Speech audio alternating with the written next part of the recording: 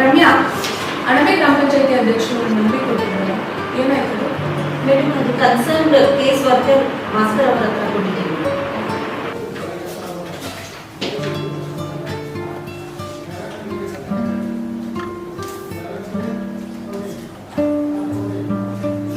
ಕಳಿಸಿ ಅವರು. ನಮಸ್ತೆ. ನಮ್ಮ ಜಿಲ್ಲೆಗೆ ಜಿಲ್ಲಾಧಿಕಾರಿ ಬಂದ ತುಂಬ ಥ್ಯಾಂಕ್ಸ್. ಮಾತಾಡಬೇಕು. ನಾವು ವಿಜಯ ಬಂದಿದ್ದೇವೆ ಮೇಡಮ್. ನಮ್ಮೂರಿಗೆ ಸರ್ಕಾರಿ ಶಾಲೆಗೆ ತುಂಬ ಜಾಗ ಇಲ್ಲ ಮೇಡಮ್. ದಯವಿಟ್ಟು ಒಂದು ಪ್ರೌಢಶಾಲೆಗೆ ಜಮೀನು ಮಂಜೂರು ಮಾಡ್ಕೊಳ್ಬೇಕು ಅಂತ ಕೇಳ್ತೀವಿ.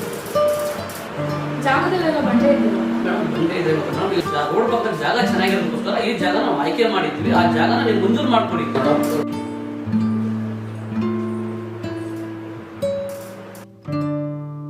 ರಮ್ಯಾ, ಇದನ್ನು ಭಾಸ್ಕರ್ ಕೊಡಿ. Okay madam. ತುಂಬ ಧನ್ಯವಾದಗಳು ಮೇಡಮ್. ಸೊ ನಾವು ನಮ್ಮ ಗ್ರೂಪಿಂದ ನಿಮ್ಮದು ಎಷ್ಟು ಮೇಡಮ್ ನಿಮ್ಮ ಪರಿಚಯ ಮಾಡ್ತೀವಿ. ನಾನು ಮೂಲತಃ ಬೆಂಗಳೂರು ಗ್ರಾಮಾಂತರ ಜಿಲ್ಲೆಯಿಂದ ಬಂದಿದ್ದೀನಿ.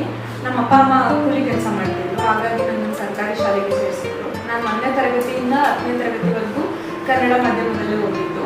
PUC ಡಿಗ್ರಿ ಎಲ್ಲ ಸರ್ಕಾರಿ ಕಾಲೇಜುಗಳಲ್ಲಿ ಮುಗಿಸಿ IAS ಮಾಡಿ ಇವಾಗ ಈ ಜಿಲ್ಲೆಗೆ ಜಿಲ್ಲಾಧಿಕಾರಿ ಅಂತ ಪೋಸ್ಟ್ಗೆ ಬಂದಿರೋದು ತುಂಬ ಸಂತೋಷದಾಯಕ.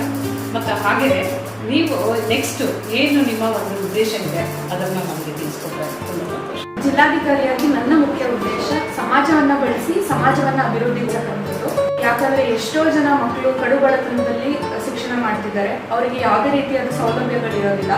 ಸೊ ನನ್ನ ಕೈಲಿ ಎಷ್ಟಾಗುತ್ತೋ ಅಷ್ಟು ಮೂಲಭೂತ ಸೌಲಭ್ಯಗಳನ್ನ ಕೊಟ್ಟು ಆ ಎಲ್ಲ ಮಕ್ಕಳು ಸಮಾಜದಲ್ಲಿ ಒಂದು ಉನ್ನತ ಸ್ಥಾನಕ್ಕೆ ಹೋಗೋಕ್ಕೆ ನನ್ನ ಕೈಯಿಂದ ಏನಾಗುತ್ತೋ ಜಿಲ್ಲಾಧಿಕಾರಿಯಾಗಿ ಏನೆಲ್ಲ ಸಹಾಯ ಮಾಡ್ಬೋದು, ಏನೆಲ್ಲ ಸೌಲಭ್ಯಗಳನ್ನ ಕೊಡ್ಬೋದು ಅದೆಲ್ಲ ಕೊಟ್ಟು ಸಹಾಯ ಮಾಡ್ಬೋದು.